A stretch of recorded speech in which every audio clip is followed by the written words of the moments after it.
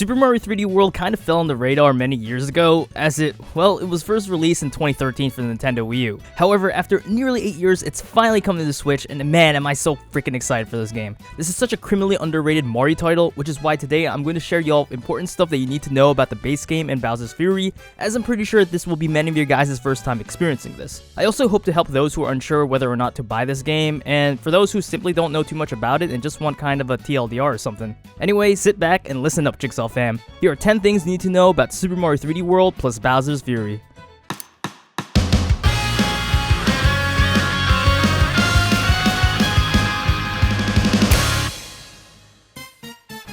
So, the first thing to know, actually, is this game will support multiplayer. That's right, guys, the base game will have full multiplayer capabilities. You can pretty much play the whole entire game online with friends, and it seems like you can actually load a save file depending like who's the host or something, which is a huge step compared to other games like Mario Kart and Mario Tennis. Sure, yeah, they have online multiplayer, but it's not the full scope. They're all really multiplayer-centric, so the fact that we're able to actually play like a full campaign with like friends and random people is freaking amazing. It's a way better of a step up compared to Super Mario Party's online capabilities. And yeah, while Nintendo's online services aren't the best, I think the experience is still amazing to say the least. I know for a fact it'll be well worth it for me and my friends personally because they're somewhat nearby, and with a LAN adapter, we should totally be okay. But remember guys, just like I said in the beginning, this will only be applicable to the base game. Bowser's Fury is multiplayer only via locally. And speaking of Bowser's Fury, it's a totally whole separate mode.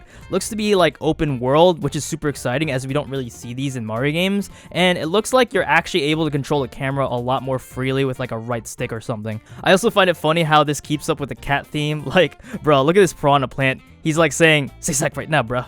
Also, it looks like there's no timer, so for once you can actually chill and look around if you really want to.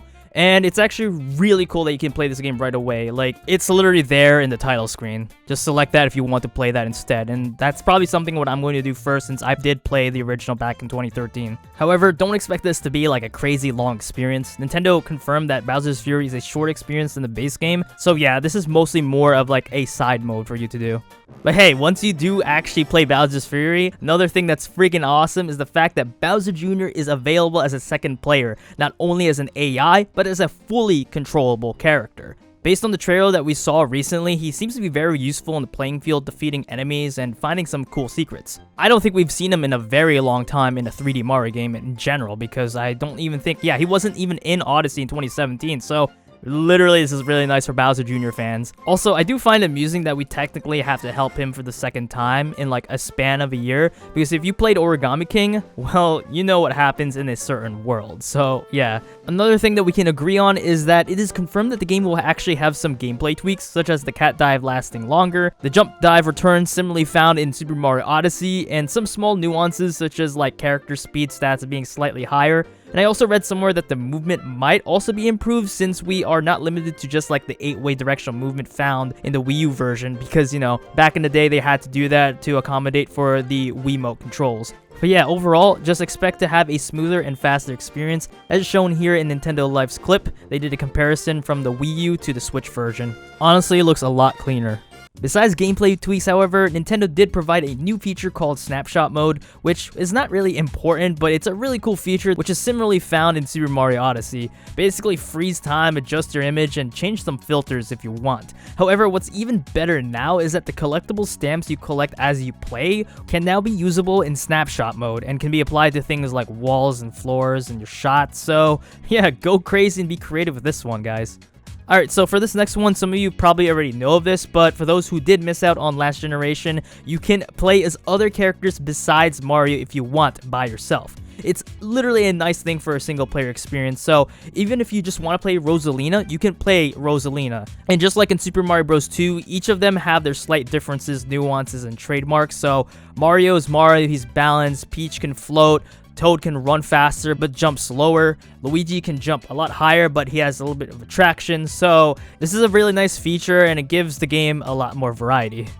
And speaking of variety, there's a ton of levels to choose from, all in that similar to that Mario 3D Land goodness, but built with multiplayer in mind. This game has boss rush levels, Mario Kart levels, Captain Toad mini levels, different themes return like in many Super Mario Bros. Series, but while each world is specifically themed, it still does a good job making each level feel different and unique in their very own way.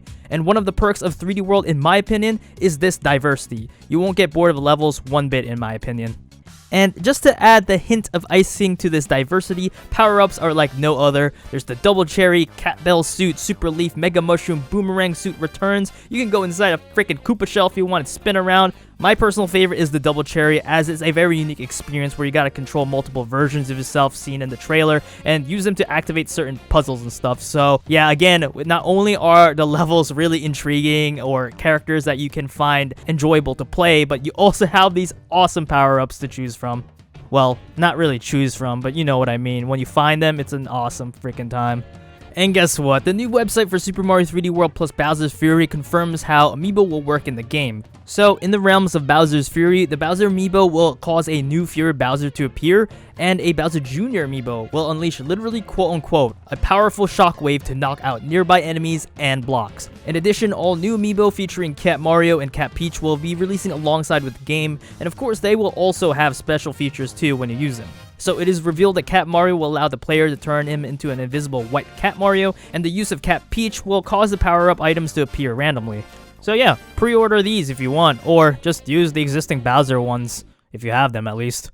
And lastly on this list, the game officially releases on February 12th, and fans that missed out last time will have another chance to snag the Super Mario 35th Anniversary pin set again, which they call it like as the second wave. So, in case you weren't aware already, to celebrate Mario's 35th anniversary last year, Nintendo offered like this special anniversary spin set through like My Nintendo for North America and Canada, and you basically had to complete many missions on the site, and from there you were basically eligible to receive your very own set. So yeah, now it's back, and all you have to do this time is to purchase Super Mario 3D World plus Bowser's Fury and complete the 14 additional Mario-themed missions to be eligible. Check out My Nintendo for more details. But if you're lazy like me, Nintendo is also running a My Nintendo Super Mario Bros. Sweepstakes, where you can basically try to win one of these several cool prize packs. The prizes included are a first 4 figures Mario and Yoshi statue, Lego Super Mario clothing, and the entire Super Mario pin set, including Wave 1 and 2. So yeah, again, head over to My Nintendo to enter, and I believe this is open to residents in the United States and Canada only. Correct me if I'm wrong, but if there is something similar to other like countries like Europe and Asia, let me know in the comment section below. Well, there you have it, guys. 10 things you absolutely need to know about Super Mario 3D World plus Bowser's Fury. I hope you guys will get this game when it releases February 12th. It's a phenomenal Mario game, criminally underrated. It's one of my favorite Mario games of all time, and this is speaking from a true Mario fan right here. But yeah, if you did find this video enjoyable and helpful, be sure to drop a like, comment if you're excited for the game, and subscribe for more various Mario content if that's totally what you're into. I'll be covering several Mario 3D World videos in the upcoming weeks, so if you're interested with that, be sure to stick around. Anyways, thank you all so much for watching. Peace out, my duders.